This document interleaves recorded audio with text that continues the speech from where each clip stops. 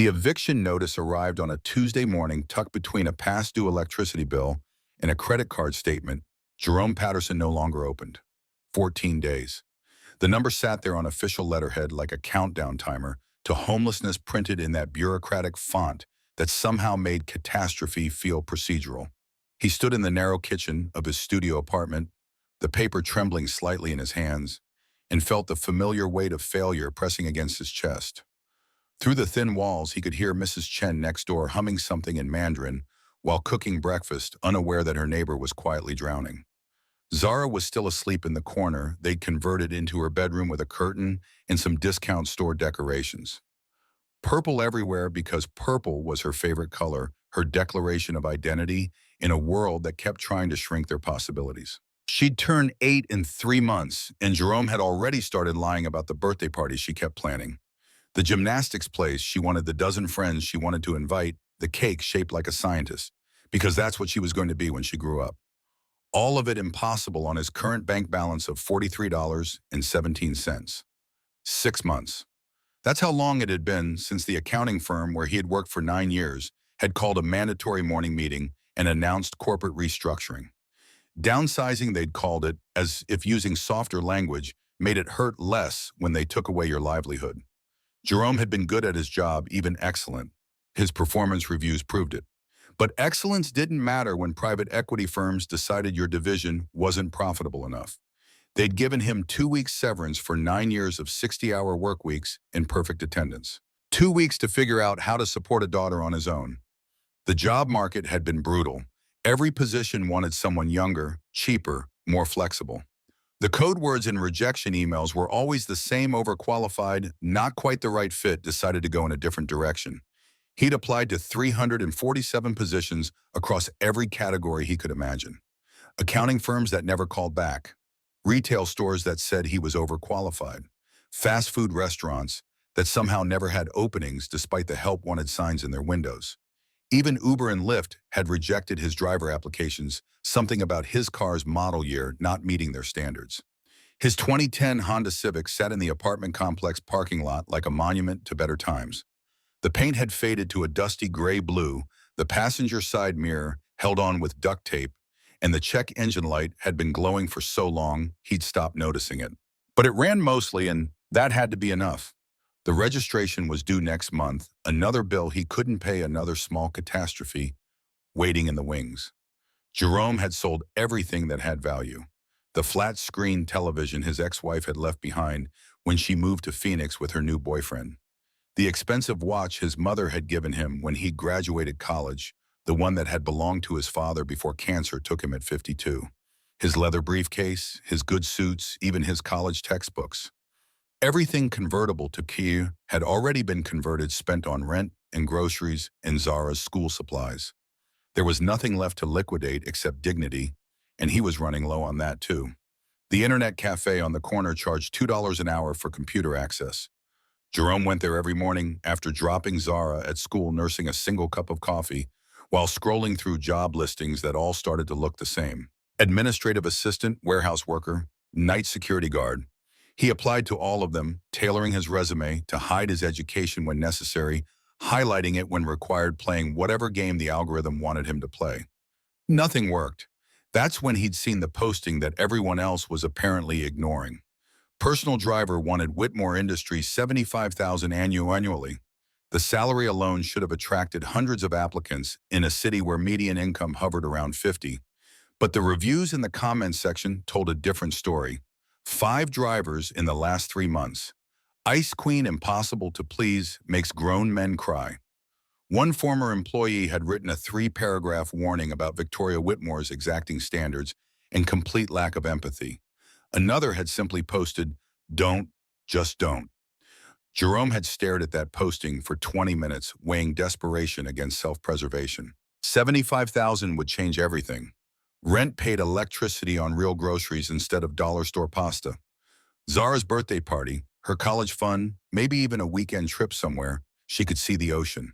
The possibility of stability glittered like something just out of reach, simultaneously tantalizing and potentially poisonous. He'd applied at 11:47 p.m. on a Sunday night, expecting nothing. The automated response came back within seconds, but the personal email arrived the next morning. Interview scheduled for Wednesday, p.m. sharp, 40th floor. Bring references and be prepared to discuss availability for irregular hours. The tone was clipped professional and somehow already exhausting. Now it was Wednesday and Jerome stood in front of his bathroom mirror, trying to make himself look like someone worth $75,000 a year.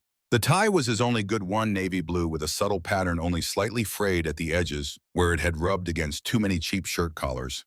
His suit was off the rack, purchased 8 years ago, when he could still afford department store prices. It didn't quite fit anymore, hung a little loose in places where stress had carved away weight he couldn't afford to lose. But it was clean pressed with an iron he'd borrowed from Mrs. Chen, and it would have to do.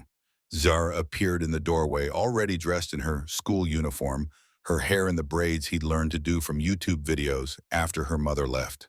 She studied him with those wide brown eyes that always saw too much. "You look fancy, Daddy.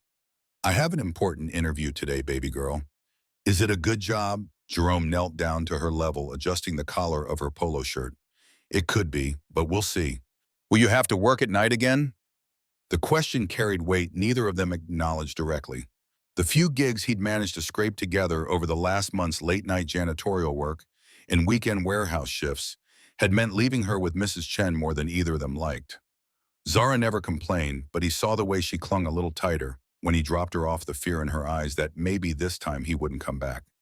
"I don't know yet, sweetheart, but whatever happens, you're my #1 priority. Always." She hugged him then, fierce and sudden, and he held her, wondering how much longer he could keep making promises about stability he couldn't guarantee. The world didn't care about good fathers who tried their best. It cared about money and connections and luck, and Jerome was running catastrophically short on all three. Mrs. Chen met them at her door, already holding the after-school snacks Zara loved. She was 73, a widow who'd immigrated from Taiwan 40 years ago and still maintained the fierce kindness of someone who remembered what it meant to start over with nothing. She'd been watching Zara for free since Jerome lost his job, waving away his attempts to pay her with a firmness that brooked no argument. "You go get that job," she told him in her accented English. "Zara and I will be fine. We have art project today." "I can't thank you enough." "Thanks are just words. You take care of that beautiful girl, that's thanks enough." She fixed him with a look that carried decades of survived hardship. "And Jerome, hold your head up in there. You are worth more than they will want to pay you." He carried those words like armor as he drove across town to the gleaming tower of Whitmore Industries. The building occupied an entire city block in the financial district, all glass and steel and aggressive modernity. The parking garage required validation he didn't have, so he circled until he found street parking 6 blocks away. The meter demanded $3 an hour, and he fed it his last $5 bill, hoping the interview wouldn't run long. The walk gave him time to rehearse answers he'd practiced 100 times. "Why do you want this position?" "Because my daughter deserves to eat something other than ramen, and I'm 2 weeks from being homeless." "What are your greatest strengths?" "Desperation and the willingness to tolerate abuse for $75,000. "Where do you see yourself in 5 years?" "Employed, housed, and not crying myself to sleep, wondering what I did wrong."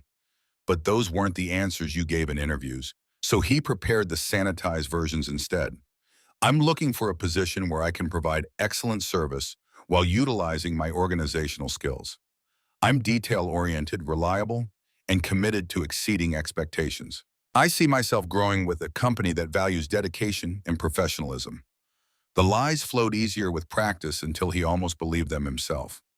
The lobby of Whitmore Industries was designed to intimidate.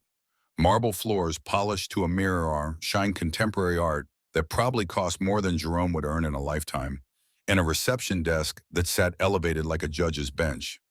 The security guard barely glanced at his ID before waving him through to the elevator bay.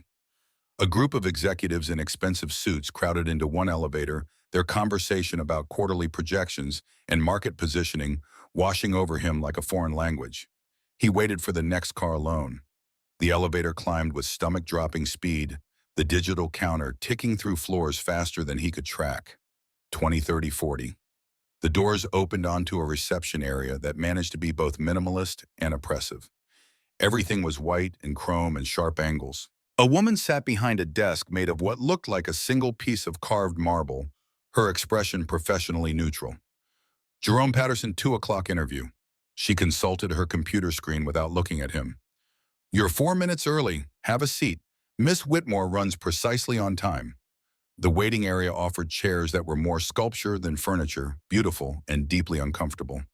Jerome perched on one, careful not to touch anything that might be expensive or fragile or both.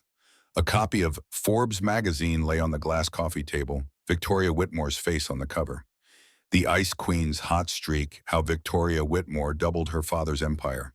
He picked it up, studying the woman who might become his employer.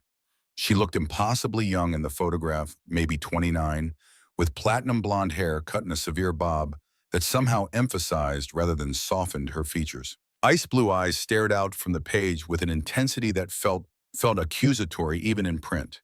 The article detailed her rise to CEO after her father's sudden retirement 3 years ago. Industry insiders had predicted disaster. A trust fund princess with an MBA but no real experience was going to run a multi-billion-dollar tech conglomerate. The vultures had been circling before she'd even moved into the corner office. Except she'd proved them all wrong. Stock prices had doubled. 3 major acquisitions, all profitable. A reputation for ruthless efficiency and standards so high that executive turnover hit 30% in her first year.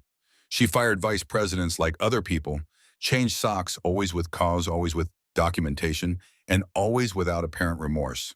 The business world had stopped calling her a princess and started calling her the Ice Queen.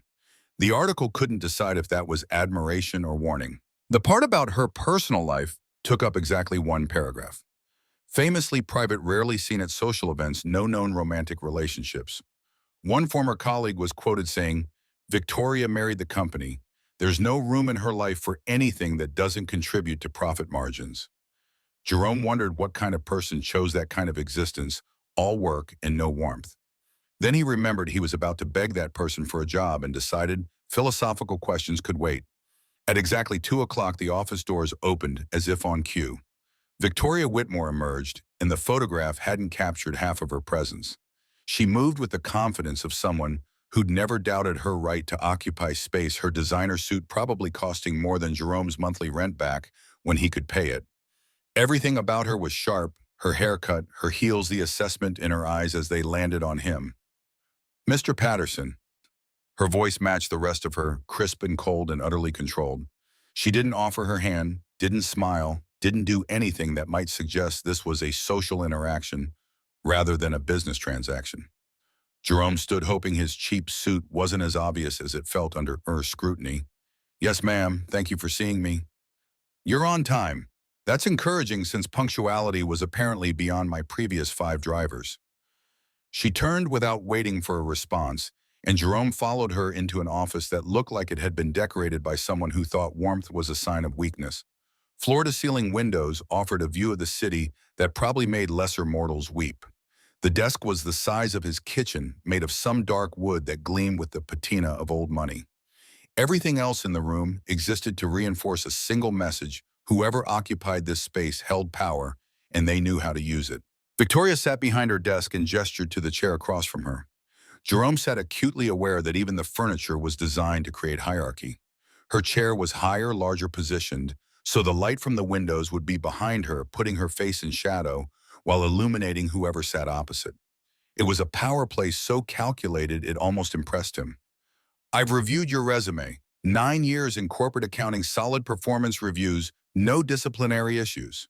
She looked up from the folder in front of her, and her eyes were precisely as cold as the magazine cover had suggested. "So why are you applying to be someone's driver?" The question was a trap, and Jerome knew it. Too honest, and he'd sound desperate. Too polished, and he'd sound like a liar. He chose something in the middle, a truth that was incomplete but not false. The accounting industry has been experiencing significant consolidation. My previous firm was acquired, and my entire division was eliminated. I've been searching for positions that utilize my skills while providing stable income for my family. Your family. Victoria's eyes dropped to his file again. You have a daughter, 7 years old, single father, no other dependents listed. That's correct. Most people would consider this position beneath someone with your education and experience. Jerome felt something shift in his chest, a spark of anger he couldn't quite suppress. With respect, Miss Whitmore, I don't consider any honest work beneath me. Providing for my daughter isn't about prestige. It's about showing up every day and doing whatever needs to be done. For the first time, Victoria's expression changed, something that might have been interest flickering across her face before the professional mask reasserted itself. The position requires availability from 6 in the morning until whenever I no longer need you. Some days that's 8 p.m. Some days it's midnight. The schedule is unpredictable and non-negotiable. I understand. You'll be responsible for maintaining the vehicle, managing my schedule coordination with my assistant, and representing this company whenever you're on duty. Image matters, Mr. Patterson. I can't have a driver who looks or acts unprofessionally. Jerome thought about his car with the duct tape mirror, his suit that didn't quite fit the last $5 he'd just fed to a parking meter. I take my responsibilities seriously, ma'am. If you hire me, you'll have no complaints about my appearance or conduct. My previous drivers said the same thing. One quit after 2 weeks because I expected him to work on Saturdays. Another left because I corrected his route choices. The most recent abandoned me in the middle of rush hour traffic because I asked him to take an alternate route due to construction. Her voice carried an edge of something that might have been frustration on a person less controlled. Are you going to abandon your responsibilities when things get difficult, Mr. Patterson? The eviction notice flashed through his mind. 14 days. Zara's face when he told her they might have to move again, the careful way she'd nodded like she was used to disappointment. Mrs. Chen's kindness that he couldn't repay. All the accumulated weight of 6 months of failure pressing down on him, demanding he find a way forward even when there didn't seem to be one. No, ma'am, I won't abandon anything I commit to. Victoria studied him for a long moment, and Jerome had the unsettling sensation of being x-rayed, all his secrets and fears laid bare under that analytical gaze. She stood abruptly, moving to the windows, her silhouette backlit by the afternoon sun. I inherited this company when I was 26 years old. Every analyst, every competitor, every member of my own board expected me to fail. They thought I was a spoiled child playing at business, that I'd run the company into the ground within a year.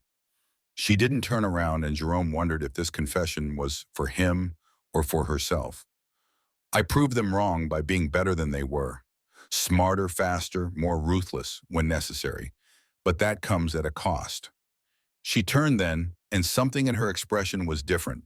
Less armor and more truth. I work 18-hour days because anything less means falling behind. I travel constantly because deals don't close themselves. I attend events where I have to smile and make small talk with people who still think of me as my father's daughter rather than my own person. And I have zero tolerance for incompetence because incompetence costs money, jobs, and reputation. I understand. Do you? The question was sharp. Because most people say they understand and then they resent me for actually expecting excellence. They want to do the minimum and collect a paycheck, and when I demand more, I'm labeled difficult. Jerome chose his words carefully, sensing that this moment mattered in ways he couldn't fully parse. Miss Whitmore, I spent 9 years doing excellent work for people who replaced me the moment it became financially convenient. I know what it's like to give everything to something that doesn't reciprocate your loyalty. But I also know that excellence matters not because of paychecks or recognition, but because it's the only thing we actually control. Victoria's eyes widened, fractionally surprised, breaking through the ice for just a moment. Most applicants see this as temporary work beneath them. You seem to understand it's a serious position. I need this job, Miss Whitmore, and I'll do it better than anyone you've had before. The silence stretched between them, heavy with assessment and possibility.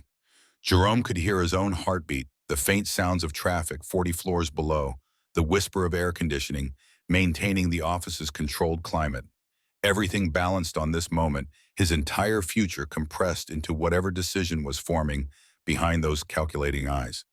You start Monday, 6 a.m. sharp. I'll have my assistant send you the details on the vehicle you'll be driving, dress code requirements, and the basic schedule template. The salary is $75,000 annually with benefits including health insurance for you and your daughter. She moved back to her desk, the interview apparently concluded. Don't disappoint me, Mr. Patterson. Jerome stood, relief and terror mixing in his chest in equal measures. I won't, ma'am. Thank you. Don't thank me yet. You haven't actually done the job. He left the office feeling like he'd just agreed to something both miraculous and potentially disastrous.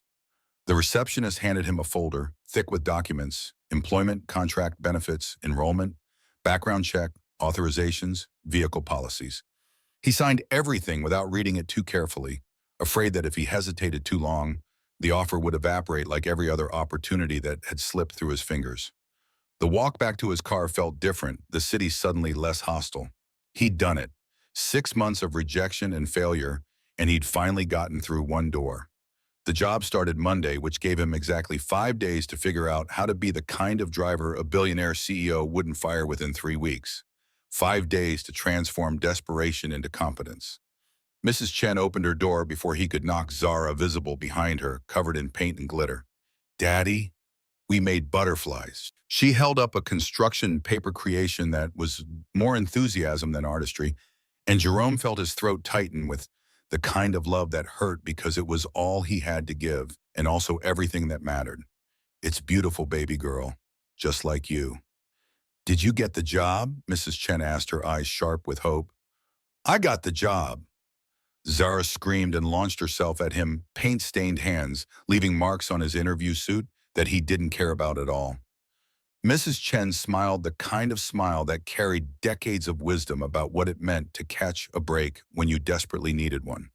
I knew you would. You're a good man, Jerome. Good things come to good people eventually. He wanted to believe that, wanted to think that the universe operated on some kind of karmic justice where hard work and integrity actually meant something. But he'd learned over the last 6 months that the universe was mostly indifferent, and good things came to people who got lucky at the right moment.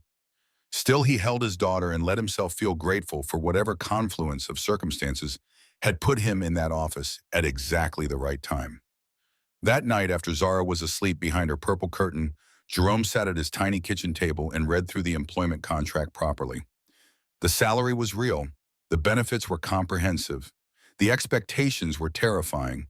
Available at all hours, professional appearance, maintained at all times, complete discretion regarding business matters, termination without cause, possible at any time.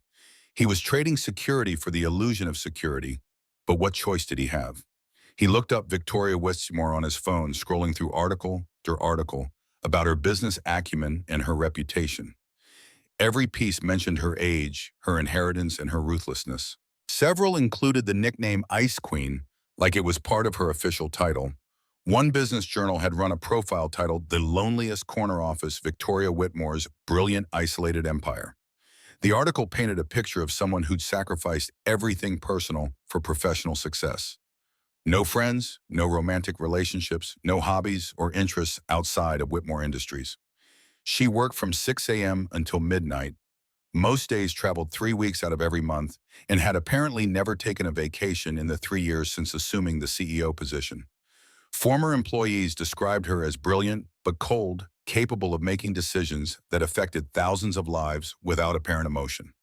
One quote stood out from a board member who'd resigned a year into her tenure: Victoria sees people as assets or liabilities. There's no middle ground with her, no room for human weakness or complexity. She's optimized herself into something terrifyingly efficient and utterly alone. Jerome closed his phone and stared at the ceiling of his apartment, wondering what kind of person chose that isolation. What drove someone with unlimited resources and opportunities to construct a life that sounded more like a prison than an empire? But then he thought about his own choices over the last 6 months, the things he'd sacrificed trying to stay afloat, and realized that maybe everyone was alone in their own way. Maybe Victoria Whitmore just had a bigger empire to be lonely in. The weekend passed in a blur of preparation. Jerome borrowed money from Mrs. Chen to get his car detailed, even though he wouldn't be driving it for work. He bought 2 new white shirts from a discount store and a pair of black pants that actually fit. He practiced different routes across the city using Google Maps, memorizing traffic patterns and alternate paths. He researched Whitmore Industries until he could recite their quarterly earnings and recent acquisitions from memory. Sunday night he couldn't sleep. Zara had made him a good luck card covered in glitter and stickers, misspelled encouragement that he tucked into his wallet where he could see it every time he reached for his ID. To the best daddy, you can do anything. Love, Zara. The faith children had in their parents was both inspiring and crushing a weight and a gift that defied easy categorization. At 5:15 Monday morning, Jerome stood in front of his bathroom mirror, adjusting his new shirt collar and trying to quiet the panic rising in his chest. This was it. The first day of the job he couldn't afford to lose. The beginning of whatever came next, for better or worse. He thought about all the men who'd quit before him, all the warnings in the job posting reviews, and made a conscious choice. He would be different. He would find a way to be what Victoria Whitmore needed, even if what she needed was someone who could tolerate her impossible standards without breaking.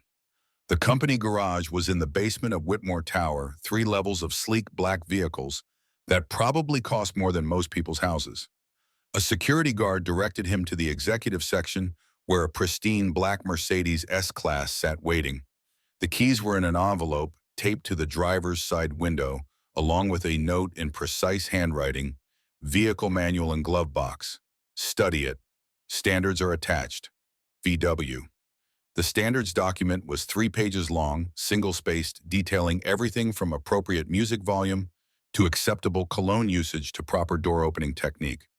Jerome read it twice, then started the Mercedes and spent 20 minutes familiarizing himself with the controls before Victoria was due to arrive at 6. She appeared at 6:03, striding toward the car with the kind of urgency that suggested she was already late for something despite being early. Jerome had the door open before she reached it, standing at parade rest the way the standards document specified. "Good morning, Miss Whitmore." She glanced at him, and he couldn't read anything in her expression except assessment. "Mr. Patterson, we have a board breakfast at 6:30, the Sterling Hotel downtown. Traffic will be heavy." "Yes, ma'am, I've mapped 3 possible routes accounting for rush hour patterns." Something flickered across her face there and gone too quickly to interpret. She slid into the back seat without comment, already pulling out her phone and typing before he closed the door. The drive took 22 minutes, and Victoria spent every second of it working. Phone calls conducted in that clipped, efficient voice. Emails typed with practiced speed. Once a conversation in what sounded like Mandarin, her pronunciation flawless. Jerome focused on driving, choosing his routes carefully, trying to make the ride as smooth as possible while navigating Monday morning traffic that had apparently conspired to be worse than usual. They arrived at the Sterling Hotel with 4 minutes to spare. Jerome opened her door precisely the way the manual specified, offering his hand for balance that she ignored. She was already moving toward the entrance, and he had to hurry to keep up, unsure if he was supposed to follow or wait with the car. "Park and wait," she said without turning around. "This will take 90 minutes." He spent those 90 minutes studying the vehicle manual and watching other executive drivers congregate near the service entrance to smoke and complain. Their stories all sounded the same: demanding bosses, impossible hours, the constant stress of being on call for people who viewed them as equipment rather than humans. One older man laughed when Jerome mentioned he worked for Victoria Whitmore. "The Ice Queen, good luck, kid. She's burned through more drivers than anyone else in this building. Word is she's got standards nobody can meet." "What kind of standards?" "Every kind. Wrong music, wrong route, wrong temperature, wrong everything. Nothing's ever good enough for her." He lit another cigarette, the smoke curling into the morning air. "Pretty thing, though. Shame she's got ice water in her veins instead of blood." Jerome filed that information away and said nothing, unwilling to participate in the gossip, even when it matched everything he had already heard. When Victoria emerged exactly 92 minutes later, he had the door open and ready. "We're going to the office. Take 7th Avenue, not the highway. Construction is backing things up." Jerome blinked. "I was actually planning to take 7th, ma'am." "Then why are you standing here instead of driving?" The week proceeded in variations on that theme. Victoria's schedule was relentless breakfast meetings that started before dawn, back-to-back appointments across the city, lunch meetings that required driving to restaurants. Jerome couldn't have afforded to park near, much less eat, at afternoon sessions with investors or partners or government officials. She worked through every drive, phone perpetually attached to her ear or fingers flying across her tablet, and she criticized everything. The route he chose, even when it was objectively the fastest. The temperature in the car, which she adjusted 6 times during a 15-minute drive. The way he approached intersections, apparently either too cautiously or too aggressively, depending on her mood. The music volume, which he'd kept barely audible per the standards document, was still too loud for her to think. Mr. Patterson's slower approach to the curb. I don't want to appear rushed. Yes, ma'am. And the classical station is acceptable, but not this particular piece. It's too frenetic. Of course. Also, you're braking too hard. Anticipate stops more smoothly. By Wednesday, Jerome understood why 5 people had quit in 3 months. Victoria Whitmore didn't criticize to be cruel. She genuinely couldn't tolerate anything less than her definition of perfect, which seemed to exist in some theoretical realm beyond human capability. She expected him to know her preferences before she stated them, to anticipate her needs before they arose, to be simultaneously invisible and indispensable. But Jerome also noticed things the other drivers had apparently missed, details that didn't match the Ice Queen reputation. Victoria never ate lunch, surviving on coffee that she consumed in quantities that probably violated several medical recommendations. She took calls from international markets at hours that meant she was working essentially around the clock. When she thought he wasn't watching in the rearview mirror, her exhaustion showed in the way her shoulders slumped, the way she rubbed her temples like she was trying to push back a headache through sheer force of will. Thursday morning brought a new crisis. Her phone rang during the drive to a client meeting, and even through the professional partition, Jerome could hear the edge in her voice. Whitmore, what do you mean the Morrison deal fell through? That's unacceptable. No, I'll handle it myself. Have the team assembled in conference room A when I get there. She hung up and immediately made another call. Legal, this is Victoria. I need every document from the Morrison negotiation reviewed by noon. Find the loophole. There's always a loophole. For the next 20 minutes, she cycled through calls with her executive team, her voice never rising but somehow conveying infinite layers of displeasure. A 3-year project worth hundreds of millions had apparently collapsed overnight due to what she kept calling incompetent negotiation and failure to anticipate obvious objections. When Jerome opened her door at the office, she sat for a moment without moving, and he caught a glimpse of something that looked like defeat before she forced it away and became the Ice Queen again. Friday brought the first test of Jerome's commitment.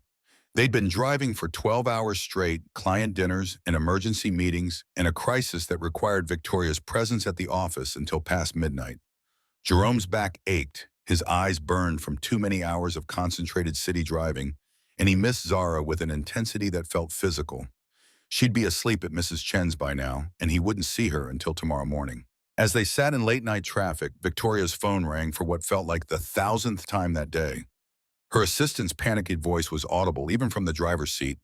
Something about the Tokyo office and a deadline being missed and catastrophic implications for the quarterly report.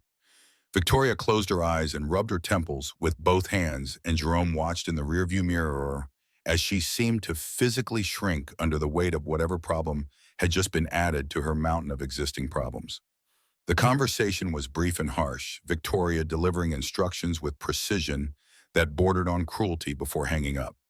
Then she sat in the back seat, and the silence felt different than it had before, heavier somehow. Jerome took a risk. Tough day. They're all tough days, Mr. Patterson. That's the nature of business. May I ask something? What? When's the last time you took a real break, a day off? Victoria's laugh was bitter, lacking any genuine amusement. Days off are luxuries I can't afford. While I'm relaxing, competitors are working. While I'm sleeping, international markets are moving. The moment I stop pushing is the moment this company starts sliding backward. But burnout isn't productive either. She looked at him sharply, and he immediately regretted speaking. Are you giving me advice on running my company? No, ma'am, just observing that even machines need maintenance. For the first time all week, Victoria was quiet. No immediate comeback, no cutting dismissal, just silence while she apparently processed what he'd said. When they arrived at Whitmore Tower, she gathered her things and paused before opening the door. You've lasted longer than the last 3 drivers, Mr. Patterson. That's either commendable resilience or pathological stubbornness. Maybe both, ma'am. Something that might have been the ghost of a smile touched her lips there and gone. See you Monday, 6 a.m. He drove home that night feeling like he'd survived boot camp. His first week working for Victoria Whitmore had been exactly as brutal as advertised, but he'd made it through. The paycheck would hit his account next Friday, and for the first time in 6 months, he could plan beyond immediate survival.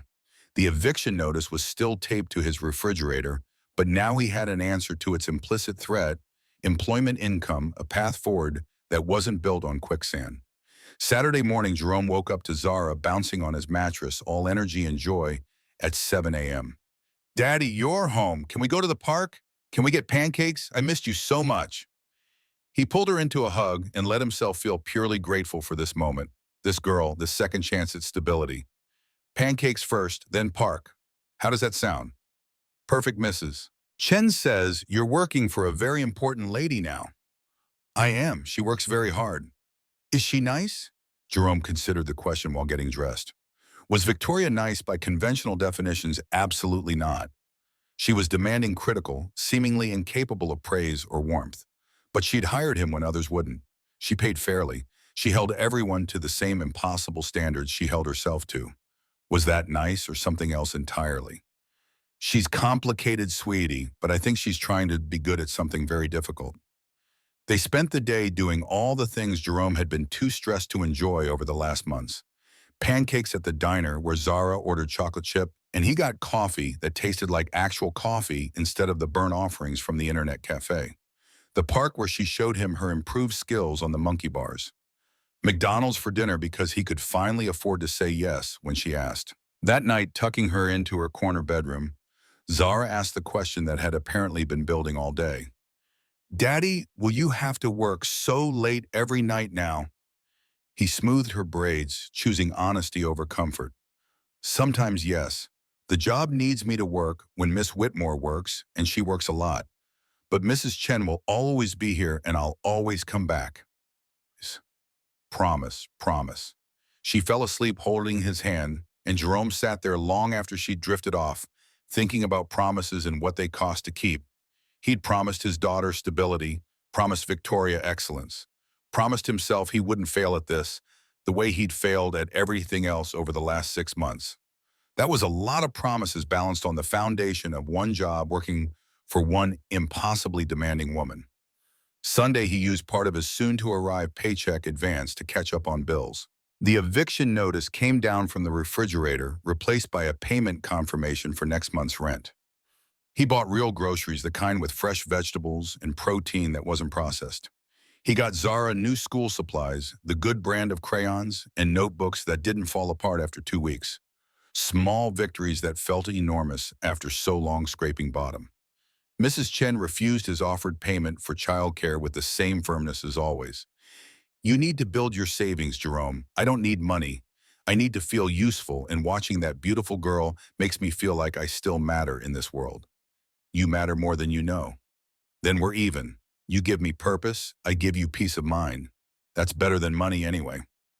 Monday morning arrived with a crisis that would test every commitment Jerome had made. He was preparing to leave for work when his phone rang. Mrs. Chen's voice, usually so steady, shook with pain and fear. "Jerome, I'm so sorry. I fell. The stairs, my hip. The paramedics are here. They're taking me to the hospital. I can't watch Zara today. I'm so sorry." His world tilted. Mrs. Chen injured, his childcare evaporated, and his first real day back at work after a week that had barely qualified as probation. No backup plan, no alternatives, and a boss who'd made it crystal clear that personal problems were not acceptable excuses for professional failures. He looked at Zara, already dressed for school, oblivious to the catastrophe unfolding.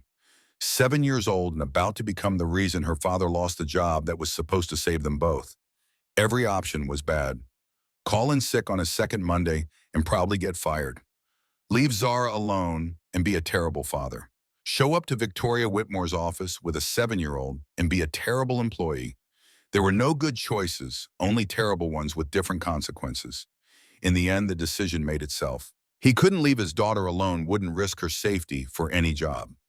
If Victoria fired him, at least he'd still have his integrity and his daughter's trust. Cold comfort when the eviction notice inevitably returned, but comfort nonetheless. He called Victoria's assistant at 5:45 a.m., his hands shaking slightly. "This is Jerome Patterson. I need to speak with Miss Whitmore immediately. There's an emergency situation." The assistant's voice was professionally skeptical. Miss Whitmore doesn't take calls before 6 unless it's genuinely urgent. It's urgent, please.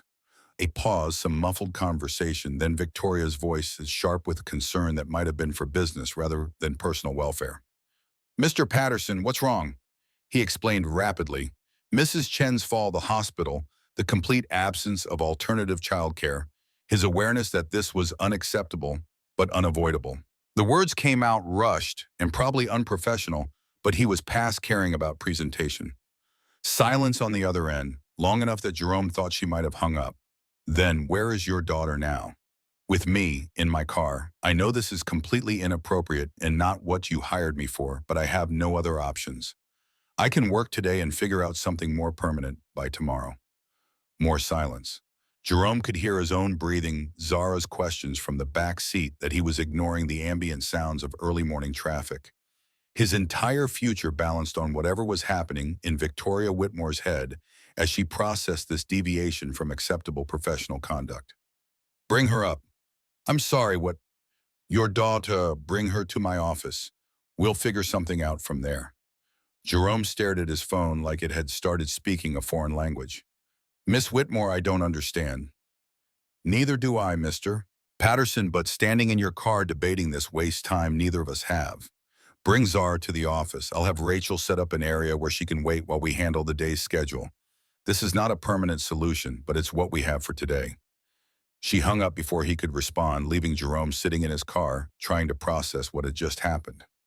Victoria Whitmore, who'd criticized his route choices and music volume and approach angles, had just offered to accommodate his daughter in her office, rather than fire him for the massive professional failure this represented. Daddy, what's wrong? He turned around to look at Zara, her backpack on ready for school. She wasn't attending. Baby girl, we're going to take a field trip today. You're going to come to work with Daddy. Her eyes went wide. Really, I get to see where you work. Yes, but you have to promise to be very, very good. The lady I work for is very important and very busy, and we can't disturb her. Can you do that?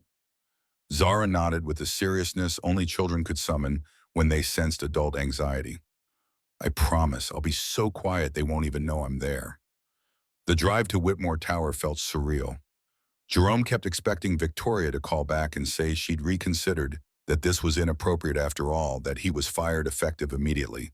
But his phone stayed silent, and at 6:15, he pulled into the executive garage with his daughter in the back seat instead of his boss. Victoria was waiting by the car, and this time her expression was readable. Curiosity mixed with something that might have been awkwardness, like she'd made an offer she didn't quite know how to follow through on. Zara emerged like a small explosion of energy, her purple backpack bouncing against her shoulders, her eyes taking in everything with the wonder of a child in an entirely new environment. Wow, this building is so tall. Victoria blinked, clearly unaccustomed to enthusiasm at 6 in the morning. It's 43 floors. That's a lot of floors. I live on the second floor, and that seems like a lot of stairs already. Something shifted in Victoria's face, the ice cracking just slightly. She looked at Jerome, then back at Zara, then seemed to make a decision. You must be Zara. Your father has told me you're very smart. Zara beamed. I'm going to be a scientist when I grow up. I want to find cures for cancer so people don't have to be sick. Victoria's expression did something complex, cycling through surprise and something that looked almost like pain before settling back into professional neutrality. That's an admirable goal. The world needs more women in STEM fields. They rode the elevator to the 40th floor, Zara chattering about her school projects and her love of butterflies and asking questions. Victoria answered with more patience than Jerome had known she possessed. In the office, Rachel had already set up a corner with activities, coloring books, tablets, loaded with educational games, pillows that turned the marble floor into something approximating comfortable. Hi, Zara. I'm Rachel.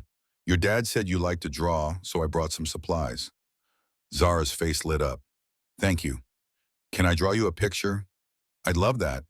The morning proceeded in a way that defied every expectation Jerome had built over his first week.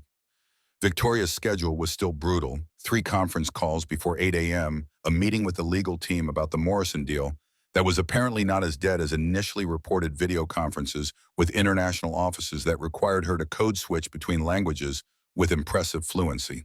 But every hour or so, she'd emerge from her office and check on Zara. Not in a way that disrupted her workflow, but Jerome noticed. He watched Victoria explain what she did to his daughter in terms simplified but not condescending. He saw Zara show her drawings and Victoria actually look at them, point out details, ask questions about color choices. During the legal meeting, Zara sat in the corner of the conference room with her tablet and headphones perfectly still, except for the occasional giggle at whatever game she was playing. The lawyers kept glancing at her like she was a bomb that might detonate, but Victoria acted like having a 7-year-old in a corporate strategy session was completely normal. At lunchtime, Rachel ordered food from somewhere that served actual vegetables, and Zara ate with the kind of enthusiasm Jerome recognized as genuine hunger-meeting quality nutrition. "Miss Victoria, why don't you eat lunch?" Victoria paused with her coffee cup halfway to her lips. "I'm usually too busy." "But won't you get hungry? Daddy says you have to eat to have energy to work hard." "Your father is very wise." Zara considered this with the seriousness of childhood. "He says you work very hard. That's why you're tired sometimes. But if you eat lunch, maybe you wouldn't be so tired." Jerome wanted to interrupt to apologize for his daughter's directness, but Victoria held up a hand. "That's solid logic. Perhaps I should reconsider my nutritional habits." To Jerome's absolute shock, Victoria actually ate a salad while working through the afternoon contracts. Small victory, probably meaningless in the grand scheme, but it felt significant somehow. Zara had accomplished in one observation what presumably dozens of executives and assistants had failed to achieve, getting Victoria Whitmore to acknowledge basic human needs. The afternoon brought another crisis, this one involving a product launch timeline that had apparently been accelerated without Victoria's approval. She spent an hour on a conference call that Jerome could hear from the outer office, her voice never rising, but somehow conveying volcanic fury at whoever had made unauthorized decisions. Zara looked up from her drawing. "Daddy, is Miss Victoria mad?" "She's handling a work problem, sweetie." "She sounds like you did when I accidentally broke your tablet. Remember, you were upset, but you used your calm voice because being loud doesn't fix things." Out of the mouths of babes. Jerome wondered how much wisdom was contained in children's observations, the things they saw before the world taught them to pretend they didn't notice. When Victoria emerged from that call, she looked exhausted in a way that went beyond physical tiredness. She stood by the window staring out at the city, and Jerome could see the weight she carried in the set of her shoulders. Zara walked over with her latest drawing, holding it up. "I made you a butterfly, Miss Victoria. Butterflies are my favorite because they transform into something beautiful." Victoria took the picture, and Jerome watched something happen to her face. The ice didn't just crack, it shattered. For just a moment, she looked young and overwhelmed and achingly human. "Thank you, Zara. This is beautiful. You should put it on your desk so you can see it when you're working. Then you'll remember that hard work pays off like caterpillars working hard to become butterflies." Victoria's eyes met Jerome's across the office, and he saw questions there that neither of them knew how to answer. Then she smiled a real smile that transformed her entire face and taped Zara's drawing to the edge of her computer monitor. "You're right. I should remember that." The day ended at 8 p.m., 14 hours after it started, and Zara had somehow maintained good behavior the entire time. In the car on the way home, she fell asleep immediately, worn out by excitement and novelty. Victoria sat in the back seat, unusually quiet. At a red light, she spoke. "Your daughter is remarkable, Mr. Patterson." "Thank you. She's the best thing in my life." "How do you do it?" "Work this schedule and still be present for her." Jerome thought about the question, about all the ways he failed and succeeded simultaneously. "Honestly, I don't always do it well. I miss things. Parent-teacher conferences, I can't attend bedtimes I'm not there for. But I show up when I can, and I make sure she knows she matters more than any job. Even this one. Even this one, no offense intended." Victoria was quiet for a long moment. "None taken. That's actually the most sensible priority structure I've heard in a long time." They pulled up to Jerome's apartment building, and he started to gather Zara to carry her inside. Victoria stopped him with a question that sounded like it cost her something to ask. "Mr. Patterson, I've arranged for your daughter to have tutoring sessions with my assistant's daughter starting tomorrow." Rachel's girl is 9, and from what I observed today, they'd get along well. This isn't charity. Consistent childcare will make you a more reliable employee, which serves my interests. Jerome stared at her, this woman who'd spent a week criticizing his every choice and now was offering to help solve his most pressing problem. Miss Whitmore, that's incredibly generous. It's practical, nothing more. But he saw through the business-like tone, saw the hint of color in her cheeks that suggested she was uncomfortable with her own kindness. Victoria Whitmore, the Ice Queen, had spent a day accommodating his daughter and was now arranging ongoing care because somewhere beneath all that armor was a person who understood what struggling parents needed. "Thank you," he said quietly. "This means everything. Don't read more into it than necessary. I'll see you tomorrow, 6 a.m. She didn't meet his eyes when she said it, and Jerome wondered what it cost her to let someone see her being kind. He carried Zara inside his daughter, mumbling in her sleep about butterflies and tall buildings, and felt something shift in his understanding of the woman he worked for. That night, after settling Zara into bed, Jerome sat at his kitchen table and thought about the day's events. Every expectation had been subverted. The boss, known for being impossible, had been patient with a 7-year-old. The woman who never took breaks had eaten lunch because a child suggested it. The Ice Queen had smiled at a crayon drawing and taped it where she'd see it every day. He thought about what that legal team member had said during the meeting when they thought Jerome wasn't listening. "I've worked for Victoria for 2 years, and I've never seen her smile before today. That kid did something none of us could manage." Maybe that was the truth everyone had missed. Victoria Whitmore wasn't actually cold. She was defended, protected by layers of ice that kept the business world at bay, but also kept connection out. And maybe, just maybe, his daughter had found a crack in that defense that no adult had been able to penetrate. Tuesday brought confirmation that the arrangement was real. Rachel's daughter, Maya, was indeed 9, bright and chatty, and delighted to have a younger friend.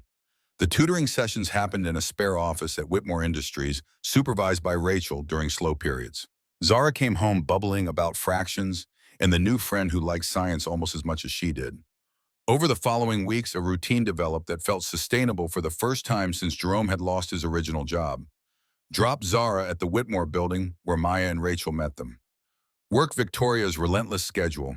Pick up Zara at the end of the day, both girls usually deep in some project that involved glitter and ambitious scientific hypotheses. Victoria's demeanor shifted in ways Jerome struggled to quantify. She still criticized his route choices and music selections. She still worked 18-hour days and expected him to match her endurance. But there was warmth now where there had been only ice. She asked about Zara's school progress and actually listened to his answers. She remembered details about his life that he'd mentioned in passing and referenced them later. "How did your daughter's math test go?" she asked one morning during the drive to a breakfast meeting. "She got an A-. She's been working with Maya on fractions, and it's really clicking for her." "Excellent. Academic achievement at her age establishes patterns that persist through higher education. She wants to be a scientist, says she's going to find cures for diseases." Victoria smiled, that same genuine expression that had appeared more frequently over the past weeks. "Smart girl. The world needs more women in STEM fields. Perhaps I should arrange for her to tour our research and development department." "You don't have to do that." "I want to. Besides exposing children to career possibilities, early improves outcome metrics significantly." Jerome recognized the pattern now, Victoria offering kindness, but framing it as business strategy, as if admitting she cared was somehow weakness. He wondered what had happened to her to make compassion feel like something requiring camouflage. The shift became most apparent during a business lunch that ran 40 minutes over schedule. Victoria was mid-negotiation with a potential partner when Jerome caught her eye and pointed at his watch. They were supposed to pick up Zara and Maya from their tutoring session, and being late would mean leaving the girls waiting. Victoria held up a finger 1 minute, then she turned to the executives across the table and said something that apparently no one expected. "Gentlemen, we'll have to continue this discussion tomorrow. I have a prior commitment that can't be postponed. But we flew in specifically for this meeting. Surely an extra hour. Tomorrow, my assistant will coordinate scheduling." She stood and the negotiation was over whether they liked it or not. In the car, Jerome had to ask, "You just walked away from a multi-million-dollar deal." "I walked away from a meeting. The deal will still be there tomorrow." Zara won't be 7 years old forever, and keeping her waiting sends the message that she's less important than money. Victoria met his eyes in the rearview mirror. I've learned recently that there are things more valuable than quarterly profits. They arrived at the office to find Zara and Maya deep in a presentation about butterfly metamorphosis, complete with poster boards and citations from websites they'd researched. Victoria watched the entire thing with attention that seemed genuine, asking questions that made both girls light up with pride. Later, driving home, Zara chattered about the day while Jerome processed what he'd witnessed. Victoria Whitmore had literally walked away from a negotiation to avoid disappointing his daughter. The woman who'd spent 3 years building a reputation for ruthless business focus had chosen a 7-year-old's feelings over professional advancement. Daddy, can Miss Victoria come to my school presentation next week? The question cut through his thoughts. Sweetie, she's very busy with work. Victoria's voice came from the back seat, quiet but clear. When is the presentation? Next Friday at 2 p.m., but really you don't have to. I'll clear my schedule. Jerome stared at her in the rearview mirror, searching for signs. This was some elaborate joke. You're serious. I don't make offers I don't intend to keep. What's the presentation topic? Zara bounced in her seat. Butterflies, how they transform from caterpillars into something completely different. It's about change and growth and becoming who you're supposed to be. Victoria's expression did something complex, and Jerome wondered what nerves that topic touched. That sounds fascinating. I'll be there. And she was. Friday afternoon, Victoria Whitmore, CEO of a billion-dollar corporation, sat in a too small plastic chair in an elementary school classroom, watching Zara present her project with rapt attention that made his daughter beam with pride. The presentation was exactly what you'd expect from a 7-year-old, enthusiastic, slightly disorganized, full of facts delivered with the conviction of newfound expertise. Zara explained metamorphosis, talked about different butterfly species, and concluded with a statement that made half the room smile and Victoria's eyes glisten suspiciously. And the most important thing about butterflies is that they have to go through something hard to become beautiful. Being in the cocoon probably isn't fun, but it's necessary for transformation. Sometimes we have to go through difficult things to become who we're meant to be. And the teacher led applause, and Victoria joined in, and Jerome watched this impossible moment, thinking about transformation in all its forms. His daughter understanding change better than most adults. His employer learning to be human again. Himself discovering that rock bottom could sometimes be the foundation for building something better. Afterward, walking to the car, Victoria was unusually quiet. Jerome gave her space, sensing she was processing something that didn't have easy words attached. Mr. Patterson? Yes, ma'am. That presentation. What Zara said about transformation requiring difficulty. Do you believe that? He thought about the question about eviction notices and unemployment and 6 months of failure that had led him here. I think we don't usually choose the cocoon. We get forced into it by circumstances. But what we do in there, how we handle the dark and cramped space that determines what we become when we finally break free. Victoria nodded slowly. I've been in a cocoon for 3 years, built it myself out of work and isolation, and the belief that transformation meant becoming harder, colder, more efficient. She paused, and when she continued, her voice was softer. Your daughter made me wonder if maybe I was transforming into the wrong thing. Jerome didn't know what to say to that, so he said nothing. Sometimes silence was the most appropriate response to someone's confession. They drove back to the office in quiet, broken only by Zara's happy chatter about how well the presentation had gone. Victoria returned to her endless work, and Jerome returned to his role as driver. But something had shifted between them, some recognition that they were both in their own cocoons trying to figure out what they were supposed to become. The shift from professional distance to something more dangerous happened gradually then, all at once. It started with late-night drives when Victoria's guard came down, when exhaustion stripped away the corporate armor and left only a woman trying to carry more than anyone should have to bear alone. Jerome found himself looking forward to those moments with an intensity that should have warned him he was crossing lines that couldn't be uncrossed. 3 weeks after the school presentation, they were returning from a client dinner that had gone poorly. Victoria had spent 2 hours negotiating with executives who'd clearly already decided against the partnership, going through motions because walking away early would signal weakness. Jerome had watched her maintain perfect composure through subtle condescension and thinly veiled dismissals, her smile never wavering, even as insults dressed as business concerns landed like carefully aimed arrows. In the car afterward, she finally let the facade crack. Her hands shook slightly as she loosened the scarf at her throat, and when Jerome glanced in the rearview mirror, he saw tears threatening to spill over before she forced them back through sheer will. They never intended to partner with us. The entire dinner was theater so they could tell their board they'd explored all options before going with our competitor. Jerome kept his voice gentle. How do you know? Because I've played the same game 100 times. You go through the motions, let them present their case, then reject them, with documentation proving you did due diligence. It's business. She laughed bitter and raw, efficient, pragmatic, and completely soul-destroying. He wanted to reach back, offer physical comfort, but the professional boundary held him in place. Not every negotiation can be a win. I don't need to win every negotiation.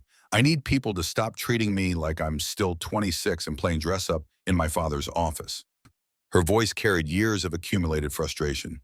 I've tripled revenue, expanded into 4 new markets, and maintained employee satisfaction ratings higher than industry average. But none of that matters because I'm young and female, and therefore not a serious business leader. Jerome pulled into a parking lot overlooking the river, turning off the engine. They'd driven past her building, and she hadn't said anything, which meant maybe she needed this moment more than she needed to get back to work. May I tell you something? Victoria met his eyes in the mirror. What? In 3 months of working for you, I've watched you outthink people with twice your experience. I've seen you make decisions in seconds that others would agonize over for days. You speak 4 languages, remember everyone's names, and somehow keep track of 1,000 moving pieces without missing details. He paused, making sure she was actually hearing him. Anyone who doesn't see you as a serious leader is deliberately choosing blindness over truth. Silence filled the car, heavy with something that felt more significant than his words should have warranted. Victoria's reflection showed an expression he'd never seen before, vulnerable and uncertain, and achingly young. Why are you always so kind to me? The question caught him off guard. Why wouldn't I be? Because I'm difficult, demanding. I criticize constantly and expect perfection in a world that doesn't produce it. Most people either resent me or fear me, and I've accepted that as the cost of leadership. She shifted in her seat, leaning forward slightly. But you treat me like I'm human, like my impossible standards are understandable rather than evidence of fundamental character flaws. Jerome chose his words carefully, aware they were having a conversation that went beyond employer-employee dynamics. You're not difficult, Miss Whitmore. You're excellent in a world that punishes excellence in women while rewarding it in men. The difference is context, not character. Something changed in Victoria's face, the ice that usually guarded her completely melting away. Jerome. It was the first time she'd used his first name outside of the context of introducing him to others. The intimacy of it landed like a physical touch, shifting the atmosphere into the car from professional to personal in a single word. Yes, thank you for seeing me when most people only see the reputation. They sat in the parking lot for another 10 minutes talking about nothing important and everything that mattered. She told him about her father, the tech genius who'd built an empire, but had no idea how to build a relationship with his daughter. How she'd spent her childhood trying to earn his attention through achievements that never quite measured up to his standards. How inheriting his company at 26 had felt less like opportunity and more like a final test she couldn't afford to fail.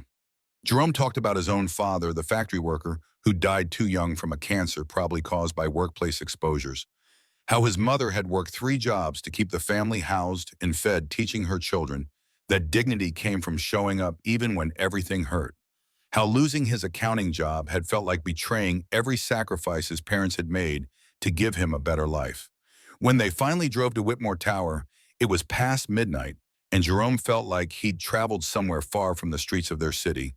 Some internal geography had shifted, leaving him in territory he didn't quite recognize. The next morning, Victoria greeted him with coffee from his favorite place, a small gesture that shouldn't have meant anything, and somehow meant everything. She remembered how he took it 2 sugars and a splash of cream and handed it to him with a smile that was becoming less rare and more dangerous to his equilibrium. Good morning, Jerome. Good morning, Miss Whitmore. We've moved past Miss Whitmore in private, I think. Victoria's fine. He tested the name, feeling how it changed things. Victoria. Her smile widened, and Jerome realized with dawning alarm that he was falling for his employer. Not the CEO, not the billionaire, but the woman who drank too much coffee and worked too hard and smiled like sunrise when someone saw past her defenses. Zara noticed the change before he admitted it to himself. She was spending more time at the office now that summer had started, and her presence had become woven into the fabric of Victoria's workday. The woman who'd never taken breaks now scheduled lunch around what Zara wanted to eat. Board meetings accommodated a 7-year-old's presence because Victoria simply announced she wasn't leaving her goddaughter unsupervised. The goddaughter thing had happened a week earlier, Victoria asking permission in that formal way she approached personal matters, as if Jerome might refuse. He'd said yes, because how could he not, when his daughter looked at Victoria with pure adoration, and Victoria looked back with something like wonder. Daddy, Miss Victoria, is going to teach me about computers today. Real programming, not just games. That's great, baby girl. Make sure you pay attention. She's really smart, isn't she? Jerome glanced at Victoria through the office window, watching her explain something to Zara with patient attention. The smartest person I've ever met. Do you think she's pretty too? The question made him freeze. Why would you ask that? Zara gave him the look children deploy when adults are being deliberately obtuse. Because you smile different when you talk about her. The same way Uncle Marcus smiled about Aunt Jennifer before they got married. He had no defense against 7-year-old observational skills. Miss Victoria is very beautiful, but more importantly, she's kind and brilliant and one of the best people I know. So you do like her? Zara, it's complicated. Why, if you like someone and they like you back, that seems simple. If only adult relationships operated on childhood logic, Jerome thought. If only liking someone was enough when power dynamics and public scrutiny and massive wealth disparities created complications that innocent hearts couldn't understand. But Zara was right about one thing: Victoria liked him back.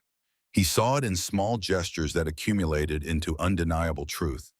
How she found reasons to extend drives so they could talk longer. How she asked his opinion on decisions that had nothing to do with driving. How her face lit up when he walked into a room, that sunrise smile reserved increasingly for him alone.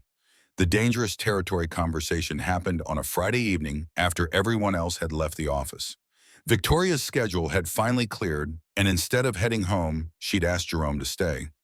They sat in her office, the city lights spreading below them like scattered diamonds, and the weight of everything unspoken pressed against the carefully maintained boundaries. We need to talk about what's happening here.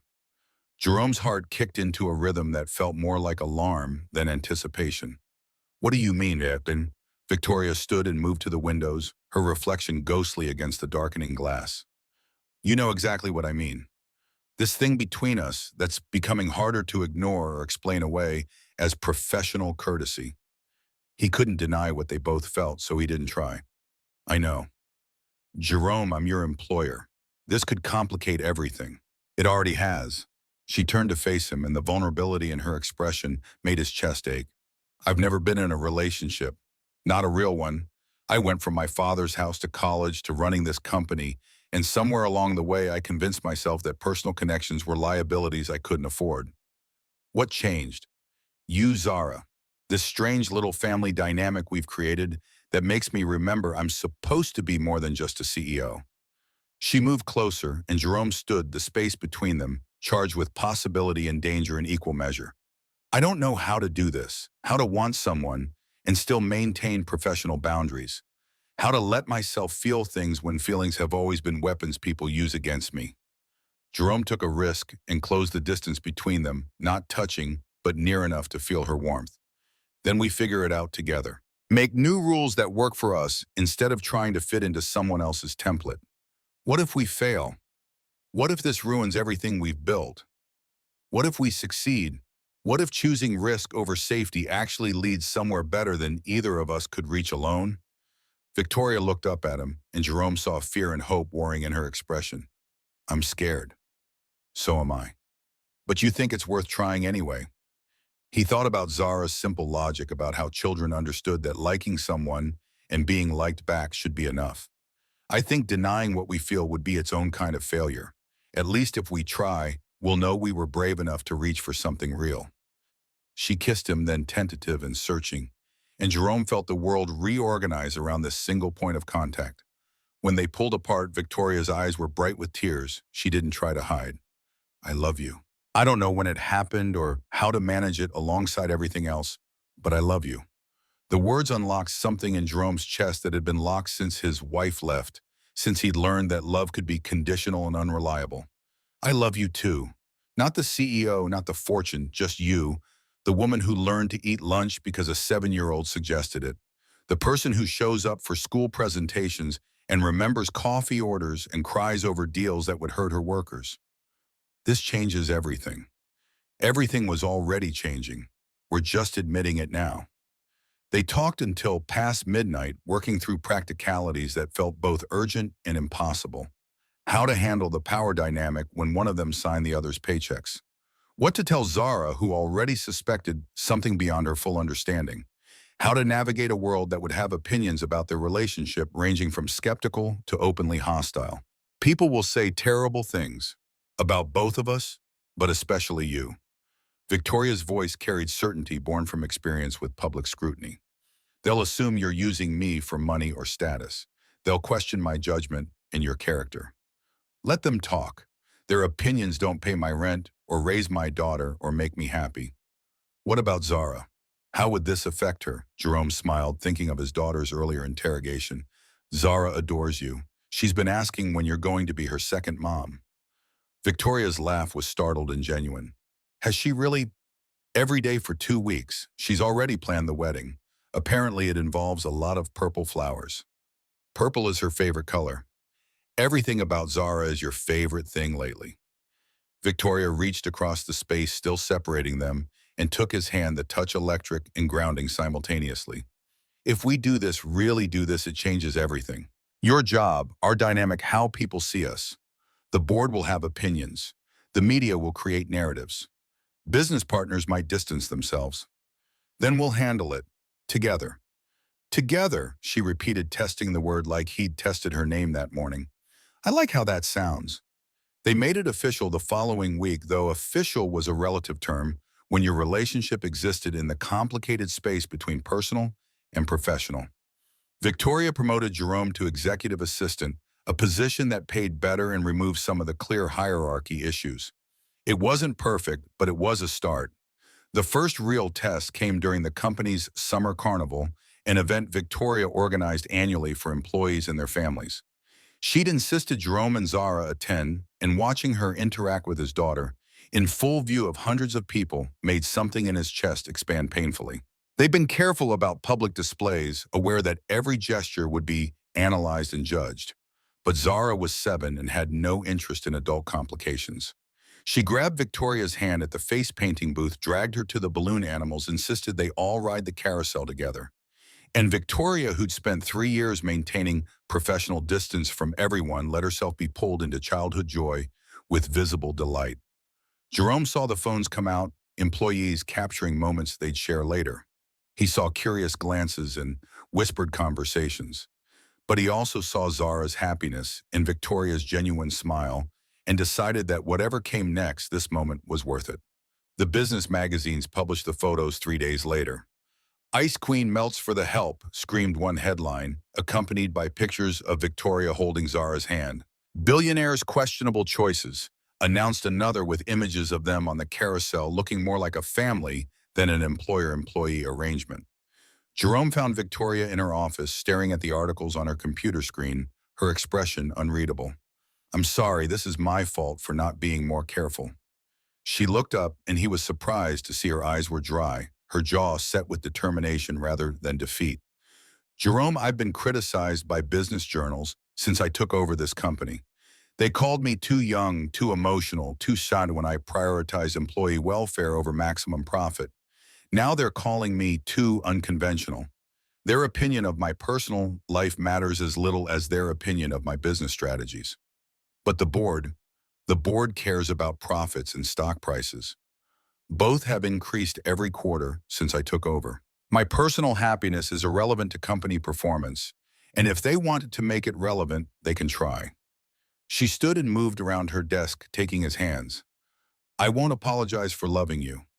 Not to them, not to anyone. The board meeting that afternoon proved her wrong about their indifference. Harrison Blackwell, a board member who'd opposed Victoria since her father's retirement, used the photographs as ammunition for a larger attack on her leadership. These images present serious concerns about judgment and professional boundaries. The optics are problematic at best, scandalous at worst. Victoria's voice remained level despite the implicit accusation. My relationship with Jerome is personal and has no bearing on company performance. You're dating an employee. The power dynamics alone raise liability issues. Beyond that, the unconventional nature of the relationship invites speculation that damages the company's reputation. Jerome, standing against the wall, as Victoria's assistant, felt rage building at the careful way Blackwell avoided saying what he actually meant. The unconventional nature. The coded language that everyone in the room understood, but no one would speak plainly. Say what you actually mean, Harrison. Victoria's voice carried dangerous calm. You're uncomfortable that I'm dating someone who works for me, or is your concern more specific than that? Blackwell's face reddened. I think we all understand the additional complications when there are differences in background and social standing that invite public scrutiny. Differences. Victoria stood and Jerome recognized the steel in her spine. You mean Jerome is black and I'm white? You mean he was my driver and I'm a billionaire? You mean we don't fit your narrow definition of appropriate corporate romance, so you're using coded language to express racist and classist concerns while pretending you care about company optics? The room went silent. Board members stared at their tablets or the conference table anywhere but at Victoria's face. That's not I'm simply saying. You're saying that my personal choices make you uncomfortable because they challenge your assumptions about who belongs with whom. And you're using corporate governance language to dress up prejudice as professional concern. She placed both hands on the table and leaned forward. Here's what I'm saying. Jerome Patterson is twice the man you are. He's honest, hardworking, intelligent, and kind. The fact that he's black doesn't change any of those qualities, though apparently it changes your comfort level with my choices. Blackwell sputtered, looking to other board members for support that didn't materialize. The board has concerns. Then the board can replace me, but you cannot and will not dictate my personal life. Jerome is my partner, and anyone who has a problem with that is welcome to take it up with me directly instead of hiding behind concerns about optics. She gathered her materials and walked out, leaving shocked silence in her wake. Jerome followed, his heart pounding with equal parts pride and terror about what would come next. In her office, Victoria stood at the windows with her arms crossed, staring out at the city she'd fought so hard to prove herself within. You just declared war on your own board. I declared that I won't tolerate racism dressed up as corporate policy. There's a difference. Jerome moved closer, wanting to offer comfort, but unsure how. Victoria, they could vote you out. They could try, but I hold 40% of company stock, and replacing me would trigger clauses that make it financially prohibitive. They're stuck with me until I choose to leave. She turned and her eyes were bright with unshed tears. But I need you to understand what this means. They'll come after us both. Not directly, not in ways they can be called out for, but through 1,000 small cuts designed to make this relationship untenable. So we quit.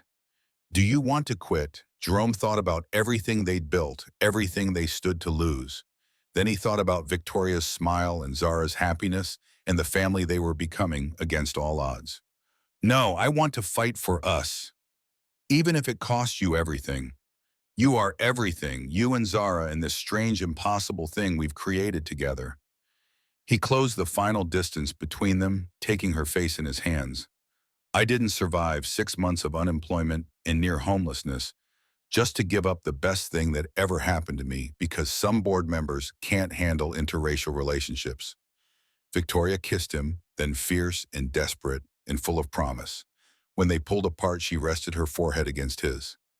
Together. Together. The board's retaliation came in waves, each more calculated than the last. 3 days after Victoria's confrontation with Blackwell, a leaked internal memo suggested concerns about executive oversight and accountability. A week later, major shareholders received anonymous packets documenting Victoria's erratic behavior, including unauthorized promotions and questionable resource allocation to personal matters. The language was careful, legally defensible, and designed to plant seeds of doubt about her fitness for leadership. Jerome watched it unfold with growing dread, recognizing the pattern of corporate warfare even though he'd never operated at this level before. They weren't attacking Victoria directly anymore.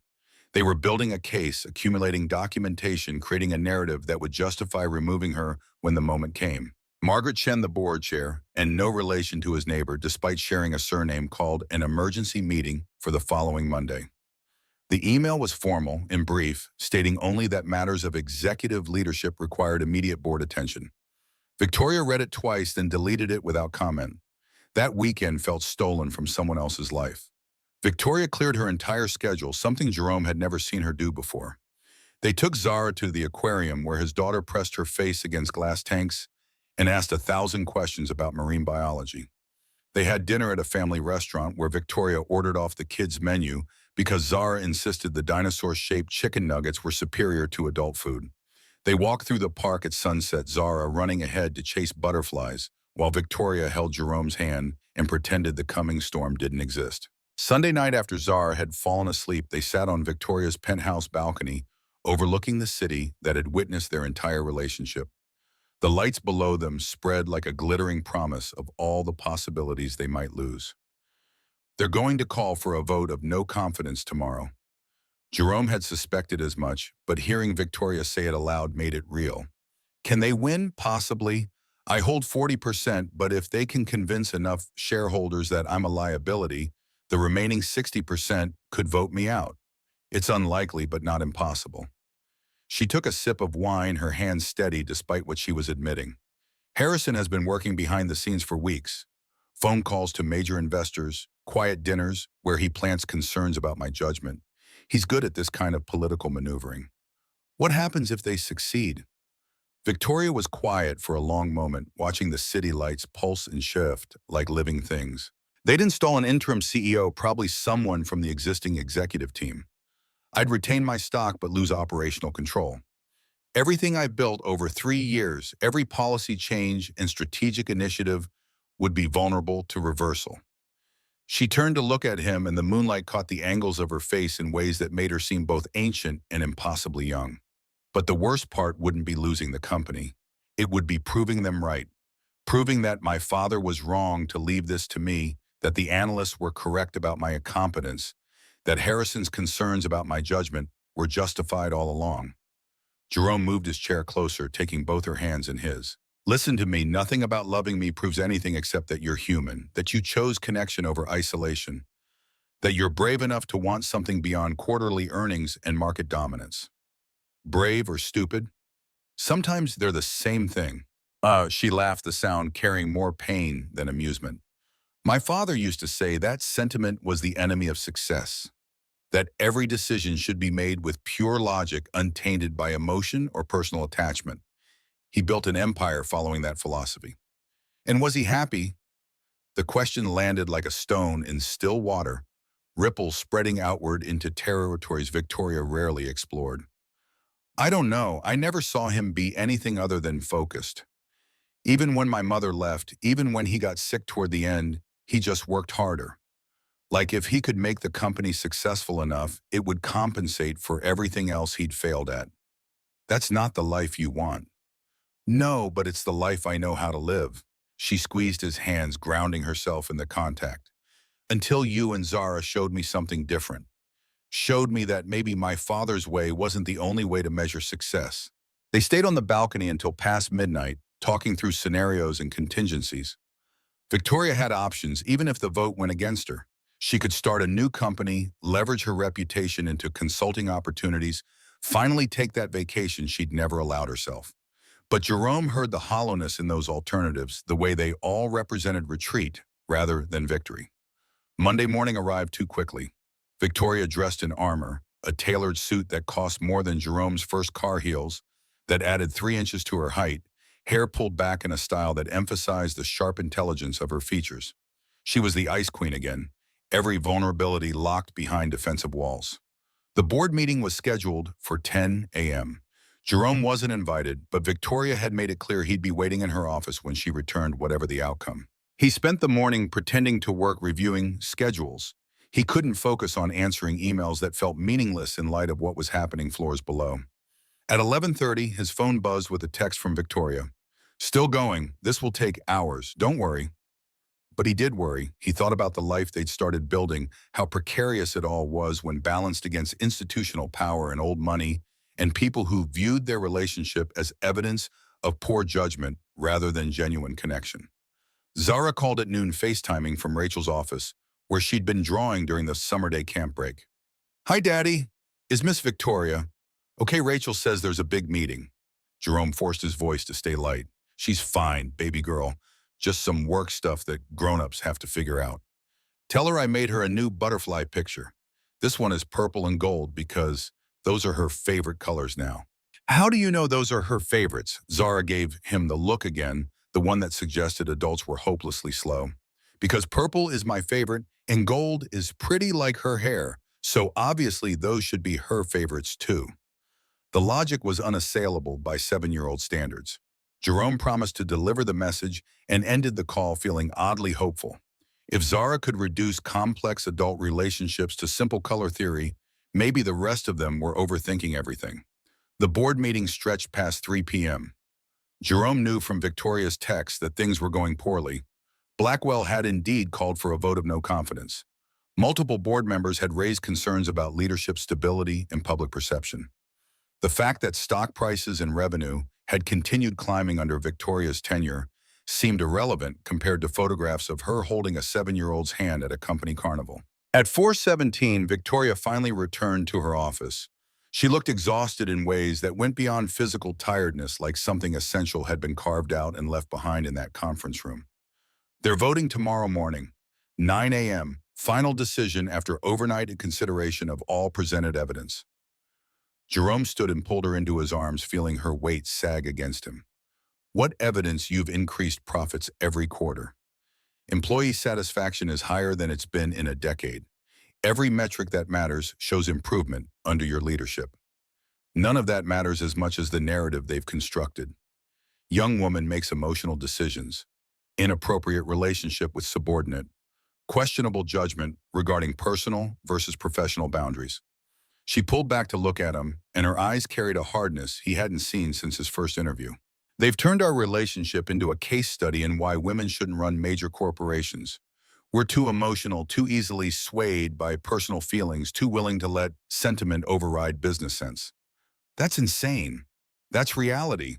Male CEOs date subordinates constantly, and it's barely commented on. But when I do it, it becomes evidence of fundamental character flaws. Jerome felt rage building in his chest, the kind that came from watching someone you loved be judged by standards that shifted based on gender and race and predetermined assumptions about who deserved power. "So what do we do?" "Oh." Victoria moved to her desk and pulled up a document she'd apparently been drafting during the meeting. "I'm calling a press conference tomorrow morning, 8 a.m., 1 hour before the board vote. What are you going to say? The truth. All of it. That I love you. That loving you makes me a better leader, not a worse one.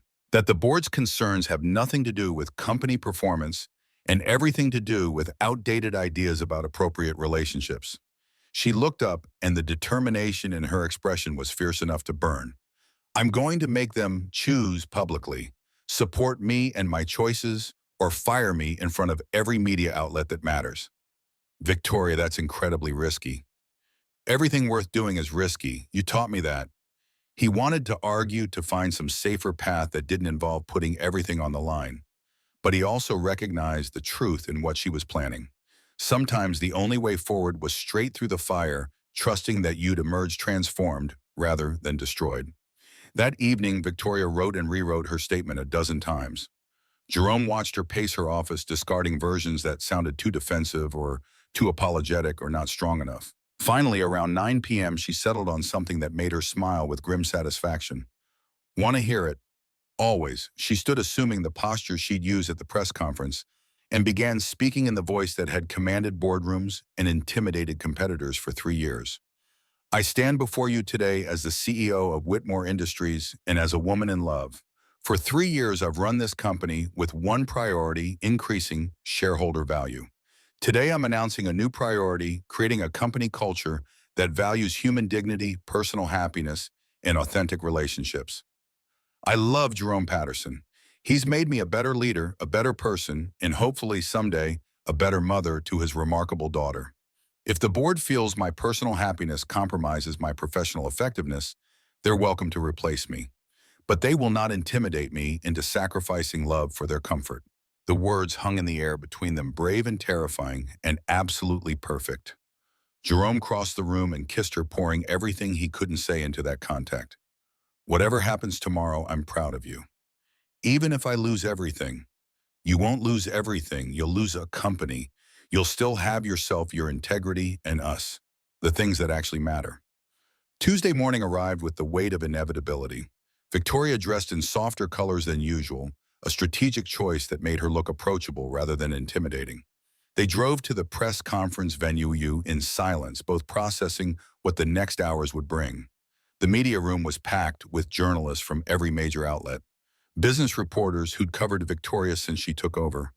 Technology press interested in leadership drama. Even a few mainstream news cameras, because apparently a billionaire's romantic life qualified as general interest content. Victoria stood at the podium with the kind of calm Jerome recognized as manufactured. She was terrified underneath, but she'd never let them see it.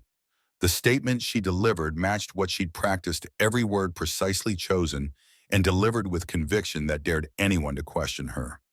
Cameras flashed like strobe lights. Reporters typed frantically. Someone in the back row actually gasped when she said Jerome's name and declared her love publicly. The questions afterward were predictable and invasive. How long had they been seeing each other? Did she acknowledge the power imbalance? What did she say to critics who viewed this as evidence of poor judgment? Victoria answered each question with patience and steel, never defensive, but never apologizing either. One reporter asked the question Jerome had been dreading. Miss Whitmore, some observers have suggested that the interracial nature of your relationship adds another layer of complexity to public perception. Do you have concerns about how this relationship will be viewed given racial dynamics in corporate America? Victoria's expression hardened into something that could have cut glass. I have concerns about a media landscape that views loving someone of a different race as newsworthy in 2024. Jerome's race is relevant only to people who think it should be. Everyone else recognizes him as an exceptionally qualified professional who happens to be the person I love. If observers are uncomfortable with interracial relationships, that reveals their limitations, not ours. The answer went viral within hours. By the time Victoria walked into the board meeting at 9 a.m., Team Victoria was trending on social media alongside less supportive hashtags that proved her point about persistent racism. Jerome waited in her office with Zara, who'd insisted on being there despite not fully understanding what was happening. They colored together, or pretended to, while the minutes crawled past like wounded things. At 11:15, Victoria finally returned. Her expression was unreadable, and Jerome's heart stopped in his chest, waiting for her to speak. The vote was 7-5 in my favor. I keep my position, my authority, and my ability to make decisions without board approval for strategic initiatives under $50 million. Relief crashed through Jerome like a wave. You won. We won. The press conference changed everything. By making it public, by forcing them to choose sides visibly, I made firing me more costly than accepting my choices. She moved to where Zara was coloring, kneeling down to her level. Hey, butterfly girl, thanks for waiting. Zara threw her arms around Victoria's neck. Rachel said you had a really important meeting. Did you win? I did, because I fought for what matters most. Fighting for love is important. That's what Daddy always says. Victoria met Jerome's eyes over Zara's head, and something passed between them that needed no words. They'd survived the first real test of their relationship, emerged intact, if not unscathed. But Victoria had one more surprise waiting. She called an all-staff meeting that afternoon, standing in the main conference room, with every Whitmore Industries employee watching via video feed. As of today, I'm promoting Jerome Patterson to Vice President of Operations. His background in accounting, his observations about efficiency improvements, and his insights into employee relations make him uniquely qualified to help streamline our processes across divisions. The announcement sent shockwaves through the company. Blackwell, still seething from his failed vote, immediately challenged the decision. This is nepotism. You're promoting someone you're romantically involved with. I'm promoting someone whose qualifications speak for themselves. Jerome has been essentially managing my operational logistics for months while simultaneously identifying inefficiencies in our scheduling and resource allocation. The promotion makes official what's already been happening informally. She paused, letting her next words land with maximum impact. If you'd like to review his qualifications against other candidates for the position, I'm happy to provide documentation. But we both know your objection has nothing to do with his credentials and everything to do with your discomfort with my personal choices. Blackwell had no response that wouldn't prove her point. Jerome stood there, still processing that his life had just changed again in ways he hadn't anticipated. That night, after Zara was asleep in the spare bedroom of Victoria's penthouse, where she'd essentially moved in over the past weeks, they sat on the balcony and processed everything that had happened. Vice President, I don't even know what that means in practical terms. Victoria smiled, the real one that transformed her face. It means you have real authority to make operational changes. It means your salary just tripled. It means we're genuinely partners in running this company, not just in our personal lives. You didn't have to do that. I did actually, because keeping you as my assistant while we're in a relationship would have been the nepotism they accused me of. Promoting you based on merit that happens to coincide with our relationship is just good business. She took his hand, threading their fingers together. Plus, you're genuinely qualified. You've been doing the job already. This just makes it official and pays you appropriately. Jerome thought about the eviction notice from months ago, the $43 in his bank account, the desperate feeling of failure that had driven him to apply for a job everyone said was impossible. All of that felt like it had happened to someone else, a different version of himself who couldn't have imagined ending up here. What happens now? Now we live our lives, we work together, love each other, raise Zara, and prove that all of this was worth fighting for. 3 months later, Jerome proposed in the park where they'd walked that stolen weekend before the board meeting. Zara helped plan the whole thing, insisting on purple flowers and a speech about butterflies and transformation. Victoria cried genuine tears and said yes before he'd finished asking the question. The wedding took place on a Saturday in early October when the weather had just started cooling into autumn comfort.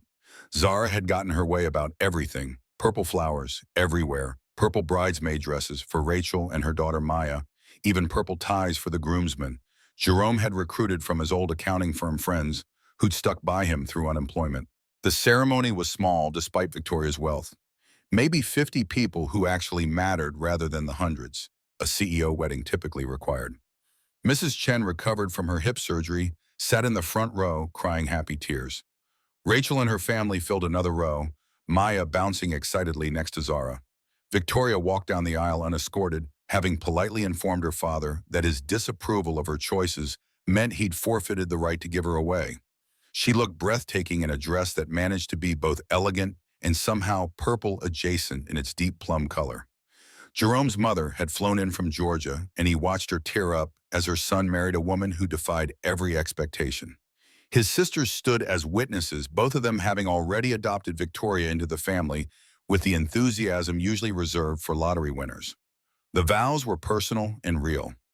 Jerome spoke about unexpected blessings and finding home in unlikely places. Victoria talked about transformation and risk and choosing love over fear. Zara, serving as maid of honor despite being 8 years old now, held both rings and took her responsibility with adorable seriousness. When the officiant pronounced them married, Jerome kissed his wife, and heard Zara cheer loudly enough to make everyone laugh. The reception was exactly what they'd wanted. Good food, better company, and dancing that lasted until the venue threatened to charge overtime. In his speech, Jerome referenced the job posting that had started everything. I took a job no one wanted, driving for a woman everyone said was impossible to please. Instead, I found my best friend, my greatest love, and someone who taught my daughter that strength and kindness can coexist. Victoria didn't just give me employment. She gave me back my future.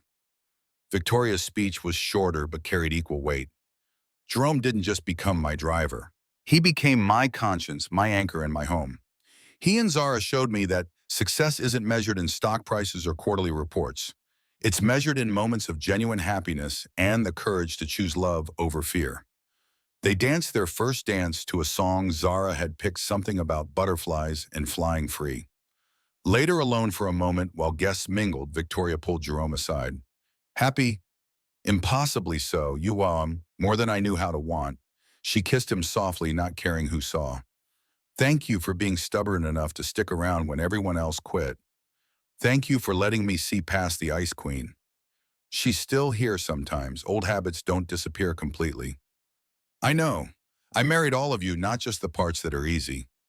1 year later, they sat in their backyard watching Zara practice yet another school presentation.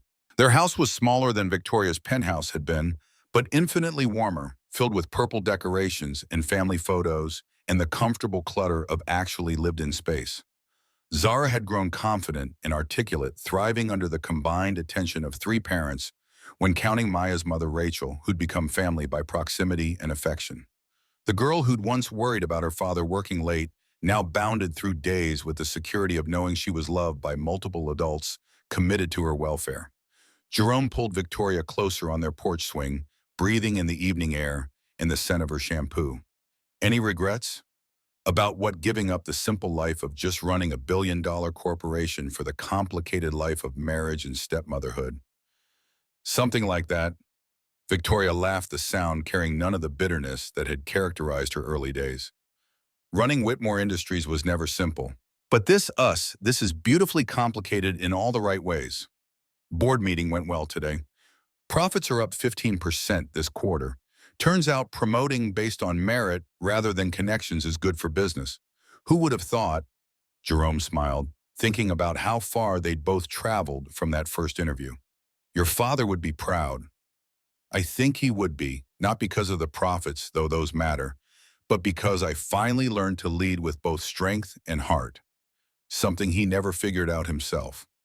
Zara ran over, interrupting their quiet moment with the energy only children possessed. Mommy Victoria, will you help me with my presentation about family traditions? Victoria's face did what it always did when Zara called her that, softening into pure love. Of course, sweetheart. What kind of traditions? The kind where people choose to love each other even when other people think it's weird or wrong. How families get created from brave choices. Jerome and Victoria exchanged glances, both amazed at their daughter's ability to distill complex social dynamics into essential truths. Zara had somehow understood that their family wasn't traditional, but was built on something more solid than tradition: deliberate choice and sustained commitment. That's exactly the kind of tradition worth preserving, Victoria said, pulling Zara into a hug that included Jerome. As sunset painted the sky purple and gold, Zara's favorite colors, Jerome reflected on the journey that had brought them here. A job no one wanted had led to a love no one expected. The former driver and the billionaire CEO had created something beautiful together, a family built on mutual respect, genuine affection, and the radical belief that love really could conquer all. In choosing each other, despite obstacles and opposition, they'd found not just happiness, but the courage to redefine success itself. The story became legend at Whitmore Industries, where employee satisfaction reached record highs under leadership that valued both excellence and humanity. But for Jerome, Victoria, and Zara, the real victory was simpler and more profound. They'd found each other, and in doing so, had found their way home.